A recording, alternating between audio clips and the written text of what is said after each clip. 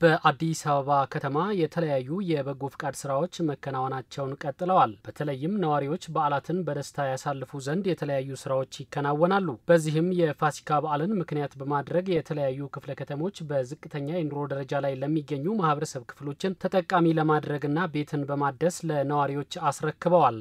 ቤቶችን አድሰው ያስረከቡት የካ ለሚኩራና ንፋስ ስልክ ላፍቶ ክፍለ ከተሞች ሲሆኑ ቤቶቹ በበጎ ፍቃድ ባለሀብቶችና ተቋማት ጋር በመተባበር የተገነቡ ናቸው። የክፍለ ከተሞቹ የስራ ኃላፊዎችና አመራሮችም አቅመ ደካማ ዜጎችን የመደገፍና የማገዝ ባህል ተጠናክሮ ይቀጥላል ብለዋል። በዚህም በጎ ተግባር ላይ አስተዋጽኦ ላደረጉ አካላትም ምስጋና አቅርበዋል። የበዓላት ወቅት ላይ ማህበረሰቡ ተደስቶ እንዲያሳልፍ ለማድረግ የቤት እድሳት ስራዎችን በሰፊው እያከናወን እንገኛለን። የፋሲካ በዓልን ምክንያት በማድረግ 64 ቤቶችን አስተላልፈናል። ይሄ እንዳለ ሆኖ የማዕድ ማጋራት ስራንም አብረን እናከናውናለን። ባለሀብቶችም በጎ ፍቃደኞችም እንዳጠቃላይ እስካሁን እያደረጉ ያሉት እንቅስቃሴ መልካም ነው። ይሄን ማጠናከር እንፈልጋለን።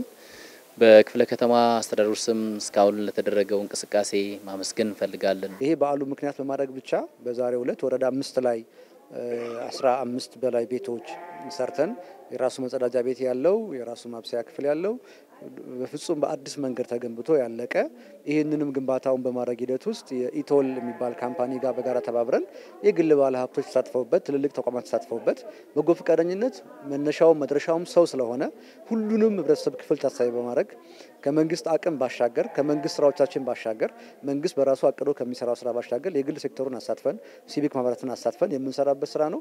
በዚህ አጋጣሚ ይሄንንም ሰርቶ ለዚህ ያበቃልንን ካምፓኒ ከልብ እናመሰግናለን። በቀጣይም ይሄ ተጠናክሮ መቀጠል ያለበት በተለይ ከምንሰራቸው ሰው ተኮር ስራዎቻችን አንዱም ዋነኛውም ስለሆነ አቅመ ደካሞችን የመደገፍ የማገዝ ስራችን በዚህም አንዱ የሚገለጽበት መንገድ ስለሆነ ከጊዜ ወደ ጊዜ እየጨመረ ነው የመጣው።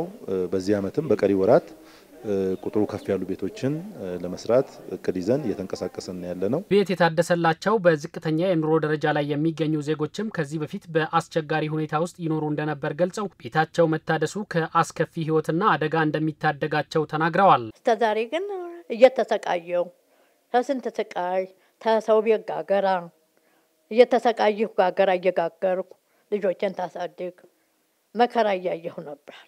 አሁን ግን አመሰግናለሁ ወይ በየተኛለሁ ተዝጋቢር ጋር እርሜ ለወረዳው ተመስገን እለዋለሁ። አመሰግናለሁ በጣም ወረዳውን እርሜ ይስጥልኝ። የበላዎቹ መሪዎቹም እግዚአብሔር ይስጣቸው እርሜና ጤና ይስጣቸው። በጣም ከባድ ነበር የነበርኩበት ህይወት በጣም ችግር ላይ ነበርኩኝ። እኔም እግሬ በሽተኛ ነው ሰርቼም መብላትም አልችልም። እግሬ ኦፕራሲዮን ነው ሰርቼም መብላትም አልችልም። እኔን ያልደገፈኝ እኔን ያልረዳኝ ለኔ ያላዘነ ሰው የለም። እውነት እግዚአብሔር ምስጋና ይድረሰው። ለዚህ ቀን ራሱ መድረሴ እኔ ደስታውን ራሱ መናገር ራሱ ያጥረኛል። የበፊቱ በጣም የወደቀ ቤት በላያቸው ላይ ልናድ ነበር። ዝናብ በጣለ ቁጥር በተለይ ለሊት ተነስተን ነው ጎርፍ እንዳይወስደን ቆመን የምናድረው።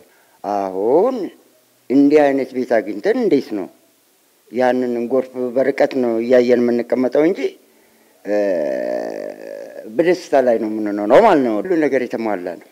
2 መኝታ አለው፣ 1 ሳሎን አለው፣ 2 ሽንት ቤት አለው፣ የውስጥና የውጭ ኪችን አለ። ይሄን ሁሉ እንግዲህ አላየነው ነበር። ቤት ሰሩልን። እንደገና ደግሞ ቤት በጊዜና ዘይቱንም ዶቄቱንም ይዘውልን ሲመጡ በደስታ ላይ ደስታ ነው። እኔ ጥሩ ነገር ሲመጣ ጥሩ ነገር የማየው ቤትም ሲገባ ጥሩ ነገር የማየው በፊቱ ሲገባ ገመዱ የተያዘ ነው። ኮርኒሱ ተቀይሮ ያቀም ኮርኒሱ ቤቱ ከተሰጠኝ በኋላ በ2004 ያስገባሁት ነው በኩል መዳበሪያ እስከዛ ድረስ እስከ ትናንት ድረስ አልተቀየረም ነበር። አሁን ቀና ሲልም ደስታ ነገር ስለማይ ያው ደስታ ይቀቃቸውና እነዚህ ወንድሞቼ እህቶቼ ለዚህ ያበቁኝ አሁን ደስታ ይሰማኛል በጣም። እንዴት ነው የምከርመው እያልኩ ነበረ። እግዚአብሔር ይመስገን እድሜ ይስጣቸው።